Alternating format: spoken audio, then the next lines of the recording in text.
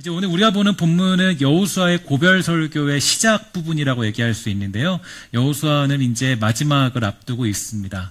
여호수아는 사실 이제 제가 이 가장 좀 제가 좋아하는 인물 중에 한 명인데, 여호수아가 가장 존경스러웠을 때는 언제냐면 사실 맨 마지막에 그가 얻었던 땅에 관한 그런 내용이에요. 그 땅을 보면 여호수아는 이제 가장 척박한 땅으로 가게 되죠. 그러니까 은퇴를 하면서 그냥 쉬운 땅, 편한 땅으로 가는 게 아니라 가장 쉬운 땅이 아니라 가장 어려운 땅, 제일 척박한 땅, 개발로 되지 않았던 그런 땅을 정복하기 위해서 그 길을 받게 되는 것을 보게 됩니다.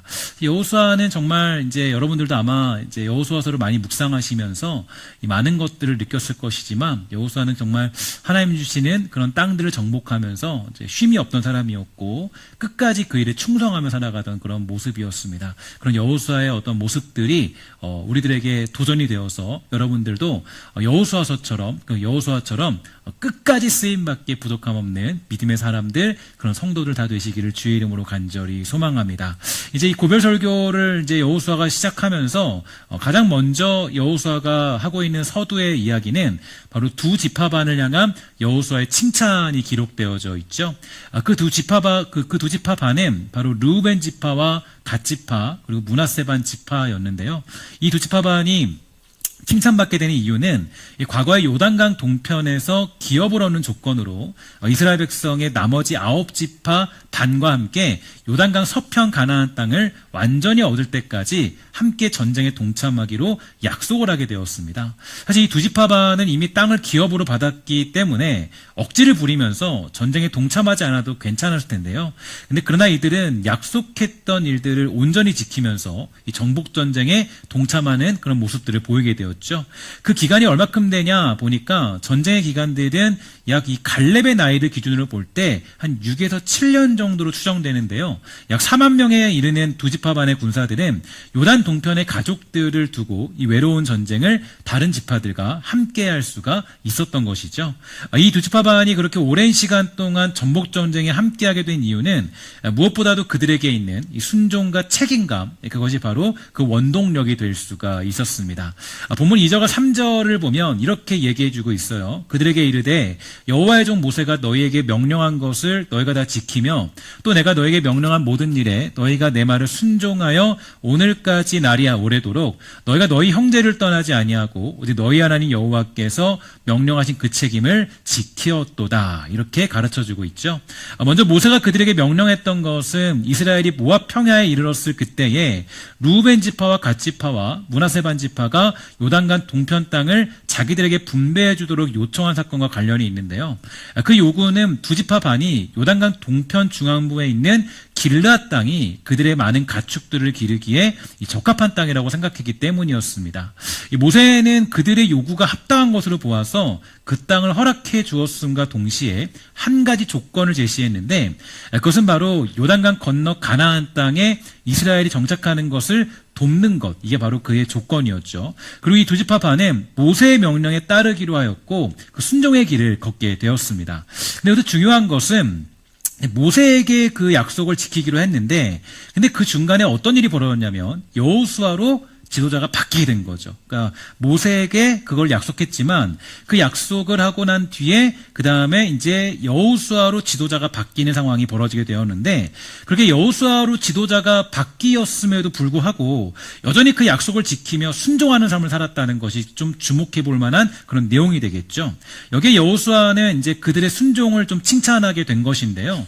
그렇다면 그들이 모세의 명령과 여호수아의 명령을 따라 그 어려운 길에 순종할 수 있었던 이유가 과연 무엇이었을까요? 어떻게 그들은 이 모세에게 약속했지만 지도자가 바뀐 상황에서 자기 목숨을 걸고 그 자신이 했던 약속들을 지키며 순종하는 삶을 살 수 있었을까? 무엇보다 하나님의 뜻과 계획의 완성들이 바로 그 말씀을 듣고 행하는 대리자들을 통하여서 이루어지고 있다는 것을 그들은 믿고 있었기 때문이었습니다. 여호수아 1장 1절도 얘기해 주기를 이렇게 가르쳐주고 있어요. 여호와의 종 모세가 죽은 후에 여호와께서 모세의 수종자 눈의 아들 여호수아에게 말씀하여 이르시되 내 종 모세가 죽었으니 이제 너는 이 모든 백성과 더불어 일어나 이 요단을 건너 내가 그들 곧 이스라엘 자손에게 주는 그 땅으로 가라. 이렇게 명령하셨죠. 여호와의 종 모세는 하나님과 대면하여 알던 자 아니었습니까? 40년 동안 하나님의 중요한 일꾼으로 쓰임받던 사람이었지만 하나님은 너무나 당연하다는 듯이 모세가 죽고 이제 여호수아가 그 하나님의 위대하신 계획과 뜻을 이루는 자리에 서게 되었다는 것을 보여주고 있습니다. 다시 말해서 하나님의 비전과 계획은 한 사람에게 멈춰져 있는 것이 아니라 여전히 이루어지고 완성되는 일이라는 것을 보여주고 있고요. 이것이 바로 성경이 제시하는 역사관이고 하나님의 뜻이 이루어지는 방법이 되더라는 거죠. 어렸을 때 제가 가장 많이 읽었던 책이 하나 있다면 그 책은 이제 아마도 삼국지라고 얘기할 수 있을 텐데요. 삼국지는 정말 제가 많이 읽었고, 그거는 거의 엄청, 왜냐하면 그때 한참 이제 이 삼국지가 유행이었어요. 그래서 굉장히 많이 읽었습니다. 근데 삼국지를 이런 거 저런 거 다 많이 읽어봤는데, 삼국지를 참 많이 읽으면서, 이때 그게 읽다 보면은 정말 많은 사람들이 이 나라를 통일하기 위해서 이 패권을 다투면서 싸움을 벌이고 천하를 통일하고자 기를 쓰는 모습을 볼 수 있게 돼요.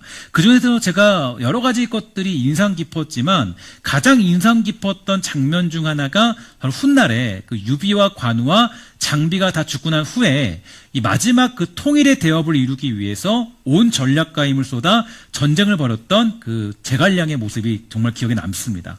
근데 그 문제는 뭐냐면 그 뛰어난 제갈량, 아주 엄청난 사람이잖아요. 이 제갈량이 결국에는 실패했다라는 거예요. 이게 되게 우리가 생각을 해봐야 될 것이 제갈량이 정말 뛰어난 사람인데도 불구하고 결국에는 그것을 통일하지 못하고 실패하는 그 장면, 아쉬워하는 그 장면들의 내용이 있는데 그 내용이 저는 그때 굉장히 크게 그 마음속에 남았던 것 같아요. 정말 뛰어난 사람이지만 대단한 머리를 가졌고 지략가고 엄청난 그런 전략을 가진 사람이지만 이 사람이 결국은 통일을 이루어내지 못해요. 그래서 굉장히 한탄하고 아쉬워하는 그런 모습들을 책에서 볼 수가 있게 됩니다.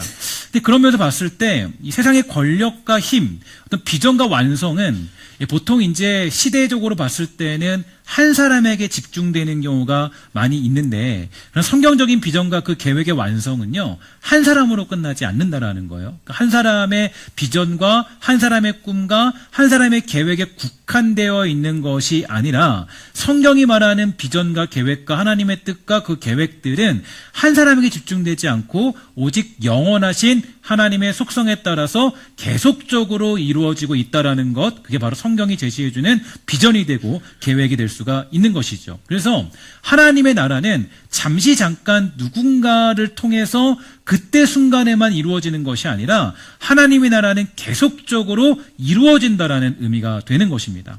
그 나라가 완성되는 것은 누군가 한 존재가 이루어내는 것이 아니에요. 모세 한 사람이 만들어낸다거나 여호수아 한 사람이 만들어낸다거나 아브라함이 만들어낸다거나 그런 건 아니라는 거죠. 그러니까 주님 오실 때까지 계속적으로 하나님의 주권하에서 그 나라는 완성되어지고 그 나라는 계속되어진다라는 것을 알 수가 있습니다. 그래서 이 하나님의 나라가 완벽하게 완성되는 때는 언제냐면 어떤 탁월하고 걸출한 어떤 누군가가 있기 때문에 그런 것이 아니라 주님 다시 오시는 그날, 주님 만났을 그때까지 영원토록 그 하나님의 나라가 이루어지는 것, 그게 성경적인 역사관이고 성경적인 그런 어떤 이 하나님의 나라를 표현하는 방법이 되죠. 그러므로 저와 여러분들, 우리들도 여전히 나에게 주어진 삶과 인생 가운데 하나님의 나라를 이루며 살아가는 삶을 향하여서 순종하는 인생을 살아가야 되는 것입니다. 사람이 바뀌고 시대가 변하여도 여전히 하나님의 뜻이 이루어짐을 믿음으로써 우리는 순종하는 삶을 살아야 될 텐데요. 한 사람이나 개인이 아닌 하나님의 뜻에 순종하되 하나님이 세워가는 질서에 따라 그 길의 완성을 향해 달려가는 것, 그게 바로 우리 그리스도인이 가는 순종의 길이 되는 거겠죠. 특히 3절의 내용을 보면 여호와의 종 모세가 명령한 것과 여호수아가 명령한 것을 연결함으로써 여호수아와 모세의 권위를 동등한 위치로 두고 있는 것이 강조되고 있는데요. 여기서 모세와 여호수아를 동등한 하나님의 종으로 인정하고 있는 모습이 되는 것입니다. 오늘 이 땅을 살아가는 우리들도 마찬가지입니다. 세워진 권위를 존중하면서 그 질서와 체계를 따라 살아가는 것은 누군가의 탁월함이나 대단한 능력 때문이 아니라는 거죠. 그러니까 여기 앞에 있는 저와 같은 목회자를 존중해주고 또 지도자로서 인정해주는 이유는 제가 탁월하거나 뛰어나거나 어떤 대단한 능력을 가졌기 때문은 절대로 아닌 것입니다. 여러분들이 함께하는 구역장님들을 또 여러분 함께하는 뭐 장로님들을 또 당회를 여러 가지 회장님들을 여러분들이 정말 그들 섬기고 그들의 말에 복종하고 따르는 이유는 어디에 있냐면 그들이 뛰어나기 때문이 아니라 바로 하나님이 세우신 권위가 하나님이 세우신 그 질서가 하나님이 세우신 그 체계가 바로 그 영원한 질서 속에서 이루어졌고 하나님이 그렇게 권세를 허락해 주셨기 때문이겠죠. 그러니까 우리는 정말 세워진 권위를 존중하면서 그 질서와 체계를 따라가 살아가는 것은 하나님의 뜻을 믿고 있기 때문에 하나님의 계획을 믿고 있기 때문에 하나님의 살아계심을 믿고 있기 때문에 하는 것이지 어떤 누군가의 탁월한 능력 때문에 그것을 믿고 살아가는 것은 아니라는 거예요. 결국에 이 모든 질서와 체계 속에서 하나님이 세우신 권세는 결국에 하나님의 뜻이 이루어지는 방법이 되기 때문에 우리는 그 권위를 존중해 주는 거겠죠. 더군다나 교회는 어떻습니까? 교회야말로 그 질서와 체계를 인정하는 믿음이 있어야 될 텐데요. 교회는 여러분 잘 기억하셔야 됩니다. 교회는 민주주의가 아니라 신본주의를 우리가 모방하고 우리 따라가고 있죠. 하나님의 뜻을 따르는 곳이에요. 그러니까 우리는 민주주의로 하는 것이 아니라 신본주의로서 하나님의 뜻을 따라가는 것이 그 공동체가 교회 공동체입니다. 하나님의 뜻을 따르는 곳인데요. 하나님의 계획과 그 질서를 따르는 곳, 그 믿음을 따라 세워질 때 교회는 비로소 강력한 힘을 발휘할 수 있다라는 거죠.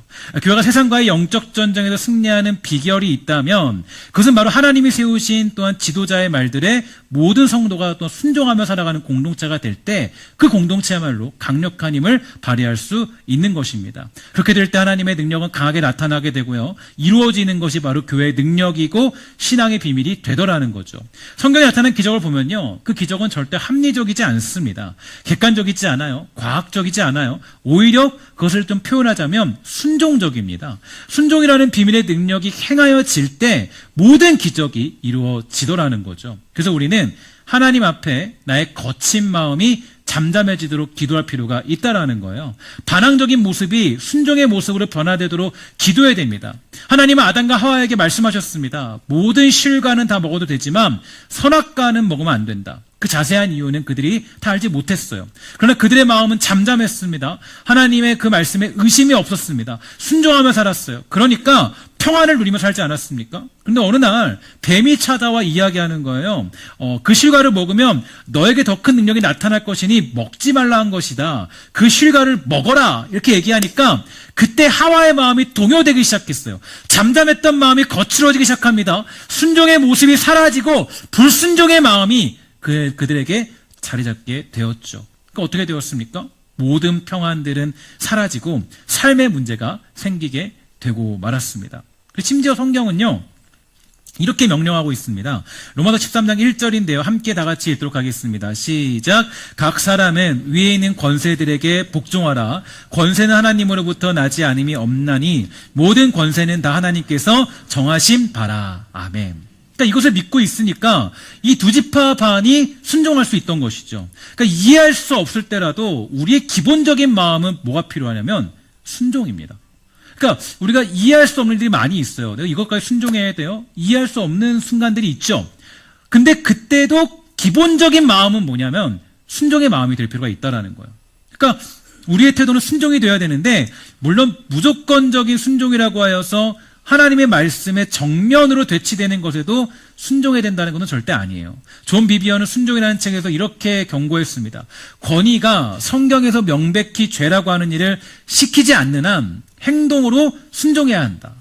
오늘 우리의 모습은 어떻습니까? 우리는 하나님을 신뢰하며 살아가고 있습니까? 내 마음은 혹시 거친 마음으로 있지는 않나요? 혹시 불순종의 마음이 내 마음에 있지 않나요? 혹시 내 마음을 기본적으로 두고 있는 것은 하나님의 말씀에 대한 순종입니까? 아니면 불순종의 모습입니까? 그러니까 우리는 순종의 모습들이 기본적으로 있는 거예요. 그러니까 내가 예수를 믿고 있고 온전한 믿음 안에 있다면 이 기본적인 순종의 마음들이 우리에 존재하고 있다는 거죠. 하나님을 신뢰한다면 기본적인 그 마음들은, 그 바탕들은 순종의 기본입니다. 하나님을 신뢰한다고 하면서 하나님이 세우신 질서는 따르지 않고 있지는 않습니까? 하나님이 온 세계와 모든 것을 다스리시고 그 뜻을 이루시며 완성하신다는 것을 믿는다면 우리의 마음에 거친 감정은 내려놓고 주의 말씀에 그분의 계획과 일하심에 순종하며 살아가는 복된 마음이 저와 여러분들에게 있게 되기를 주의 이름으로 간절히 부탁을 드리겠습니다. 또한 두 지파 반에게는 영적인 책임감의 능력을 볼 수가 있는데요. 그렇기 때문에 그들은 칭찬받는 지파로 세워질 수가 있었다라는 거죠.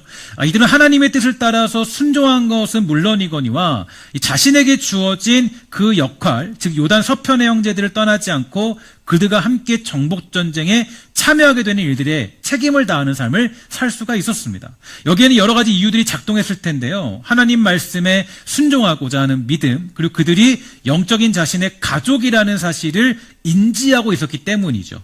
특히 3절에 보면 책임이라는 단어를 원어적인 의미로 보니까요, 임무다, 사명이다라는 뜻을 가지고 있더라고요. 이것을 보아서 여호수아가 그들을 칭찬했던 이유는 무엇보다 맡은 바 임무, 그 사명에 대한 책임을 감당했기 때문이라고 할 수가 있겠죠. 특히 영적인 책임감은 너무나 중요한 신앙의 요소입니다. 능력이 되죠. 많은 사람들이 신앙생활을 열심히 하고자 하지만 책임을 회피하려는 경향들을 가지고 있어요. 무슨 일이 생기면 자신의 책임을 환경 탓이나 남의 탓, 부모 탓, 심지어는 하나님의 탓으로 돌리기도 합니다. 그러나 변명하지 않는 그리스도인이라는 책을 보면요, 사람들이 이 책임에 대해서 변명하는 이유에 대해서 이렇게 얘기해요. 상황을 개선하려면 많은 수고가 따라야 되는데 다른 사람을 탓하면 쉽게 지나가기 때문이다. 이렇게 지적해주고 있어요. 그러니까 예를 들어서 내가 나는 맡은 바 사역을 못하겠어요. 왜 못하십니까? 거기에 내가 싫어하는 누군가 있거든요. 난 못하겠습니다. 그럴 때도 있죠. 그러니까 이게 우리가 남 탓하면 정말 쉬워요. 다른 탓하면요, 내가 그 책임을 지지 않기 정말 쉽습니다. 내가 누구 탓하고 남 탓하고 이것 탓하면은 그때부터는 내가 그것을 회피할 수 있는 여러 가지 합리적인 이유가 생기기 때문에, 그러나 이런 것들 때문에 우리는 그런 것들을 대고 있는 거죠. 하나님은 믿고 있지만 책임이 없는 그리스도인들이 얼마나 많이 있습니까? 성경을 보면은 변명을 늘 입에 달고 사는 한 사람이 등장하는데 바로 달란트 비유에서 한 달란트를 맡았던 사람이었습니다. 마태복음 25장 24절과 25절에 보니까 이 사람은 이렇게 얘기해요. 주인이여, 당신은 굳은 사람이에요. 심지 않은 데서 거두고 해치지 않은 데 모으는 줄을 내가 알았으므로 두려워하며 나가서 당신의 달란트를 땅에 감추어뒀나이다. 주인은 분명히 무언가를 감당하라고 달란트를 주었는데 이 사람은 얘기하는 거예요. 당신 때문에 내가 못하겠습니다. 당신 때문에 내가 일을 못했어요. 당신이 악한 사람이기 때문에 못했습니다. 자, 그럼 이 말을 들었던 주인의 반응은 어땠습니까? 그래, 너 마음 속상했겠구나. 생각해보니까 내가 너에게만 한 달란트를 줬어. 미안해. 마음을 좀 다스리면 좋겠어. 라고 얘기했습니까? 아니죠. 뭐라 그랬어요? 이 악하고 게으른 종아. 이 악하고 게으른 종아. 자신의 책임을 회피했던 그 종에게 얘기하기를 이 악하고 게으른 종아라고 외치면서 그의 잘못된 모습들을 지적한 것을 볼 수가 있습니다. 이 말은 우리가 하나님 앞에 변명하는 삶을 살아서는 안 된다라는 것을 얘기해요. 이래서 안 되고 저래서 한다고 이러니까 제가 못했습니다라는 하나님 앞에는 그 말은 하나님 앞에 소용이 없어요. 하나님은 다 우리에게 무슨 일을 감당할 만한 능력과 힘을 주셨지만 때때로 자신에게 주어진 책임을 회피하기 위해 우리는 변명하는 모습을 보일 때가 너무나 많이 있습니다. 미국의 어느 과체중인 두 소녀가 있었어요. 그런데 어느 날 이 두 소녀가 합심해서 맥도날드를 고소했습니다. 왜 고소했을까요? 고소한 이유는 뭘까요? 왜냐하면 자신이 이렇게 살이 찌게 된 이유는 맥도날드의 음식이 육체적으로나 정신적으로 중독성이 있기 때문에 과체중이 될 수밖에 없다는 이유로 인해서 고소를 한 겁니다. 예를 들어서 이런 거죠. 저 갈비찜 우리 많이 먹었잖아요. 우리 설날 때 갈비찜 드셨죠? 그죠? 갈비찜 같은 거 먹으면 갈비찜 원래 다들 생각해요. 설날 음식 가면은 나 전 하나만 먹어야지. 갈비찜 하나만 먹어야지. 먹다 보니까 어때요? 냄비에 있는 거 다 사라졌잖아요. 그죠? 그럼 갈비찜이 맛있기 때문에 내가 많이 먹은 겁니까? 내가 절제 못한 겁니까? 절제 못한 거잖아요. 그죠? 갈비찜 때문에 저 갈비찜이 너무 맛있어. 내가 이 갈비찜이 문제야. 갈비찜을 고소해버리겠어. 말이 안 되죠. 그죠? 내가 살찐 거는 갈비찜이 저렇게 맛있기 때문이야. 이거 문제지. 라고 얘기하는 거는 옳지 못한 것입니다. 그러니까 여러분, 그래서 미국 법원에서 어떤 판결을 내리냐면 아주 현명하게 얘기했어요. 맥도날드 햄버거가 건강에 좋지 않다는 것을 너희가 잠재적으로 알고 있었고, 그럼에도 불구하고 자기 만족을 위해서 슈퍼사이즈 제품들을 과하게 먹었다면 맥도날드를 탓할 수 없다. 누구 책임이라는 거요? 너 책임이라는 거예요. 맥도날드 책임이 아니라, 햄버거 책임이 아니라. 오늘 본문에 등장한 두 지파 반은 자신에게 주어진 책임을 지지 않고 회피할 수도 있었겠죠. 지금 가족들이 우리를 기다리고 있어요. 우리는 땅도 얻었어요. 우리는 돌아가야 됩니다라고 한다면 사실 주어진 그 사명을 더 감당하지 않아도 괜찮을지 모릅니다. 더군다나 영적인 지도자가 바뀌었기 때문에 나는 모세 때 사람이지 당신의 말을 따를 사람이 아니다라고 하면서 주어진 책임을 회피할 수도 있는 상황이지만 그들은 끝까지 자신에게 주어진 책임을 감당하고 그 정복전쟁을 치르는 길을 택할 수가 있었습니다. 우리도 마찬가지예요. 하나님은 우리에게 책임의 자리로 보내기도 하십니다. 사명을 감당하라고 말씀하십니다. 상황에 따라 환경에 따라 핑계대는 삶을 살지 말라고 말씀하세요. 모르드게와 에스더의 이야기를 여러분 아십니까? 그 사실을 보면 더욱더 명확해지는 것이 있죠. 그들이 살아가던 시대의 유대 민족은 말살될 위기에 놓여 있었습니다. 그 운명 앞에서 모르드게는 왕비가 되어 궁중에 살고 있던 에스더에게 그 위기를 알려주죠. 그리고 도움을 청했습니다. 하지만 왕후 에스더는요, 그 문제를 해결할 상황이 아니었어요. 왕으로 있던 건 분명했지만 권력을 좌우할 수 있는 능력은 조금도 가지고 있지 않았습니다. 자신의 처지와 상황을 알고 있던 모르드게에게 자신은 그러한 일을 할 수 없다라고 전갈하였지만 그때 모르드게는 이렇게 얘기합니다. 우리 함께 다 같이 읽도록 할게요. 에스더 4장 13절입니다. 시작. 너는 왕궁에 있으니 모든 유대인 중에 홀로 목숨을 건지리라 생각하지 말라. 아멘.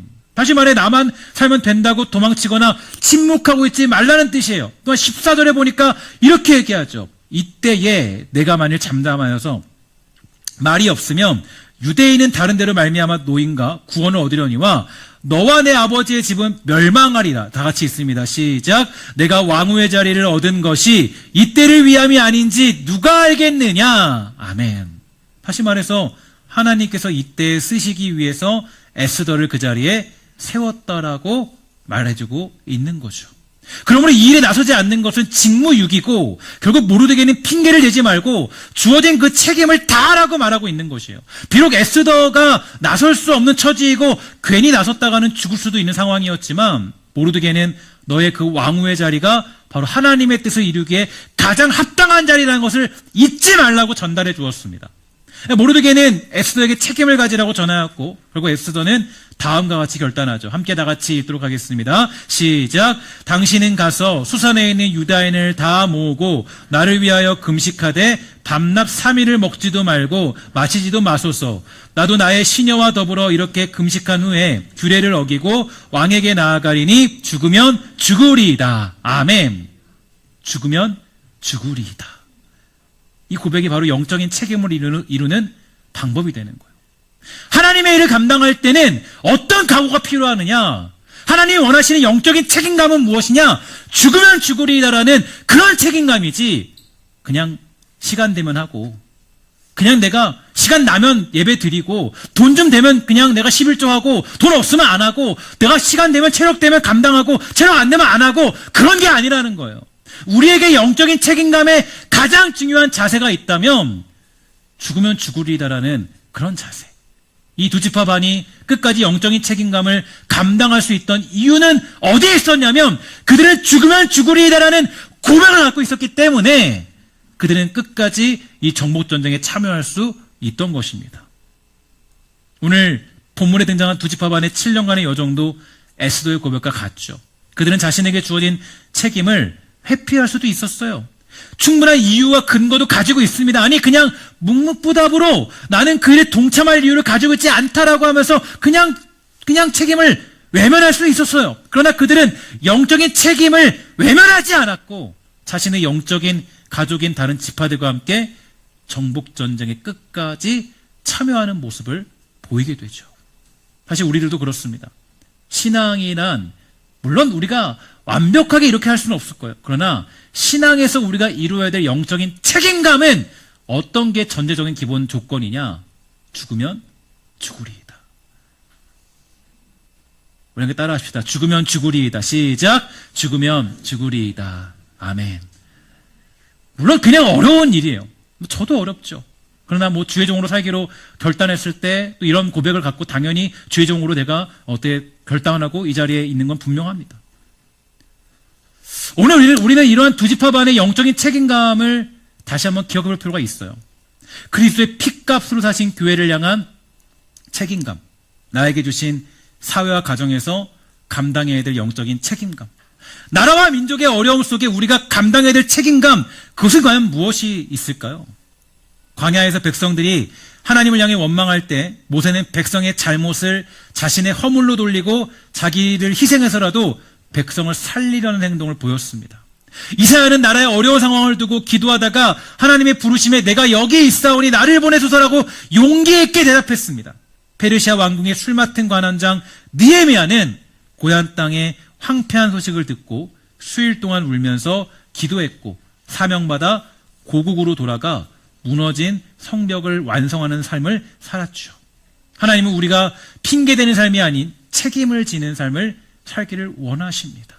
그 책임지는 삶을 살 때 비로소 우리는 하나님의 능력을 경험할 수 있는 거예요. 때때로 우리는 하나님이 주신 사명을 감당하는 일에 죽으면 죽으리라는 책임을 지지도 않으면서 하나님께 받아야 될 것은 죽어도 받아내야 된다라고 생각할 때가 많이 있죠.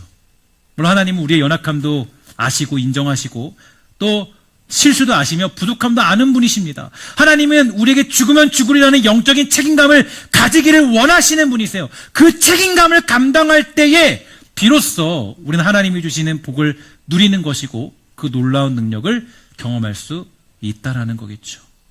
사랑하는 여러분, 25년도에 여러분에게 주신 영적인 책임감은 무엇입니까? 하나님이 묻고 있는 책임은 어떤 것이죠? 우리가 직분을 받으면서 하나님께 고백했던 책임감들, 내가 한 해를 시작하면서 받았던 책임감들, 과연 어떤 것들을 지금 하나님이 요구하고 있을까요? 그 책임감에 우리는 죽으면 죽으리라 라는 마음으로 감당할 태도가 필요한 것입니다.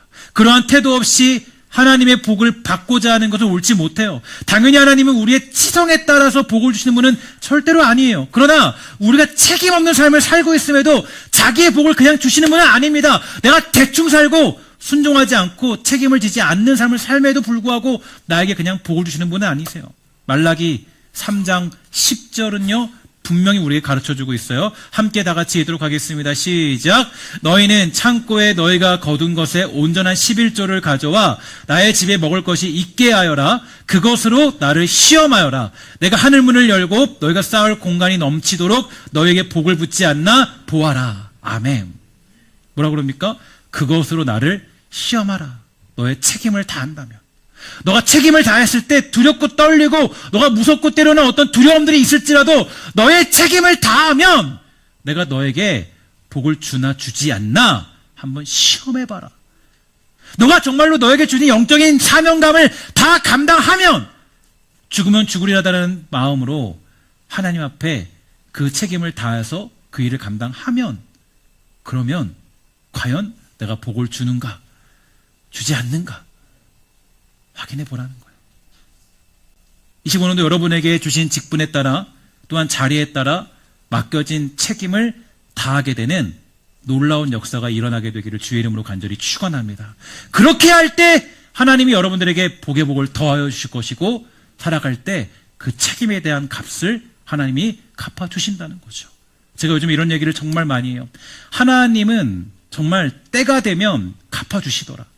그러니까 우리는 보통 하나님께 실망하는 게 그러는 거예요. 하나님 내가 지금 당장 하나님 앞에 1년 동안 헌신했는데 다음 년도 보니까요 별거 없어요. 실망하죠. 그러나 여러분 그렇지 않아요. 하나님의 속성 자체가 영원하신 분이기 때문에 내가 하나님께 헌신하고 드리고 나의 삶을 내놓았을 때 그때 지금 당장 뭔가 하나님이 지금 당장 내가 원하는 걸로 갚아주지 않는다 할지라도 하나님은 기억하고 계셨다가 여러분들이 순종했던 것들, 여러분들이 책임을 지켰던 것들, 그 모든 것들을 하나님의 은혜로 갚아주시는 분이라는 것을 정말 많이 깨닫습니다. 하나님은요 당당하게 여러분들에게 말씀하셨어요.